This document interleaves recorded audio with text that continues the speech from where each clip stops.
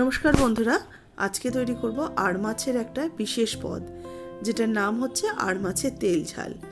কিন্তু রান্নাটার মধ্যে খুবই মশলাপাতি কম রয়েছে, একদম অল্প মশলায় আর খুব সময় কম থাকলে সুস্বাদু কিছু বানাতে চাইলে এইভাবে তৈরি করে নিতে পারেন আড় মাছের তেল ঝাল। আজকের রেসিপি ভালো লাগলে লাইক শেয়ার করবেন, যারা নতুন দেখছেন আমার চ্যানেলকে অবশ্যই করে সাবস্ক্রাইব করে নেবেন। দেখুন, এখানে আমি 3 পিস আড় মাছ নিয়েছি। আড় মাছের পিসগুলো একটু বড় বড় করে কাটিয়ে রাখা রয়েছে। এবার এর মধ্যে দিয়ে দিচ্ছি লবণ হাফ চা চামচ, আর হাফ চা চামচ দিচ্ছি হলুদ গুঁড়ো, আর এর সাথে দেব 1 চা চামচ কাঁচা সর্ষের তেল। লবণ, তেল আর হলুদ ভালো করে মাছের গায়ে মাখিয়ে নেব। যেহেতু বা আড় মাছ এগুলো কিন্তু ভীষণভাবে তেলে দিলে গায়ে ফুটে আসে, সেই কারণে সামান্য একটু সর্ষের তেল কিংবা টক দই কিংবা বেসন এই জাতীয় কিছু মাখিয়ে নিলে আর তেল ফুটে গায়ে আসে না। মাছটাকে ম্যারিনেট করে রেখে দিয়ে একটা মিক্সিং জারের মধ্যে আমি নিয়ে নিচ্ছি হাফ ইঞ্চি পরিমাণ আদা, 4 কোয়া রসুন আর কয়েকটা শুকনো লঙ্কা। নিজেদের টেস্ট অনুযায়ী ঝালটা অবশ্যই দেবেন। এবার এটাকে একটা পেস্ট করে নিলাম। এই পেস্টটাকে একটা বাটির মধ্যে নিয়ে নিচ্ছি। আদা, রসুন, শুকনো লঙ্কা, আমি এখানে 4টে শুকনো লঙ্কা দিয়েছি, আপনারা চাইলে নিজেদের টেস্ট অনুযায়ী লঙ্কাটাকে অবশ্যই বাড়িয়ে কমিয়ে নেবেন। এবার এর মধ্যে 1 চা চামচ দিয়ে দিলাম হলুদ গুঁড়ো, স্বাদ মতো লবণ আর সামান্য একটু চিনি দিলাম। এবার ভালো করে মশলার মিশ্রণটাকে তৈরি করে রেখে দিচ্ছি। এবার কড়াইতে দিয়ে দেবো তেল। যেহেতু মাছের তেল ঝাল, একটু তেলের পরিমাণটা একটু বেশি লাগবে, সেই জন্য তেলটাকে একটু বেশি করে দিয়ে ভালো করে তেলটাকে গরম করে নেব। তেল গরম হয়ে গেলে দিয়ে দিচ্ছি হাফ চা চামচ কালো জিরে। কালো জিরেটা একটু ভাজা ভাজা হয়ে গেলে এর মধ্যে আমি মাছগুলোকে দিয়ে দিচ্ছি ভেজে নেওয়ার জন্য। মাছগুলোকে এক পিঠ ভালো করে হতে দেব। এক পিঠ একটু ভাজা হয়ে এলে মাছটাকে আমি উল্টে দেব।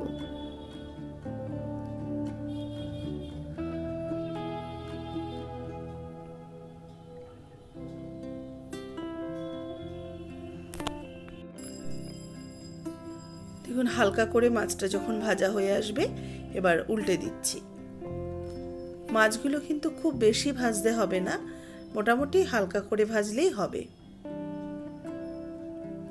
আর যেহেতু অনেক তেলে মাছ ভাজা হচ্ছে, আঁচটাকে অবশ্যই কম রেখে রান্নাটা করবেন।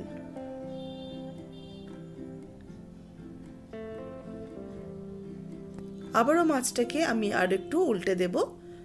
এপিট ওপিট করে মোটামুটি মিনিট 2-3 ভালো করে একটু ভেজে নিচ্ছি। দেখুন, মাছটা মোটামুটি হালকা করে ভাজা হয়ে গেছে। এবার এর মধ্যে মশলার গোলা বাটিটা দিয়ে দিলাম। এবার এই মশলাটাকে ভালো করে কষিয়ে নেব। মাছের সাথেই কিন্তু মশলাটাকে খুব ভালো করে কষিয়ে নেব।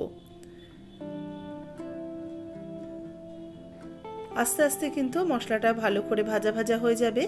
আর মশলাটা খুব সুন্দরভাবে কষিয়ে না নিলে আদা রসুনের কাঁচা গন্ধ বেরোতে থাকবে।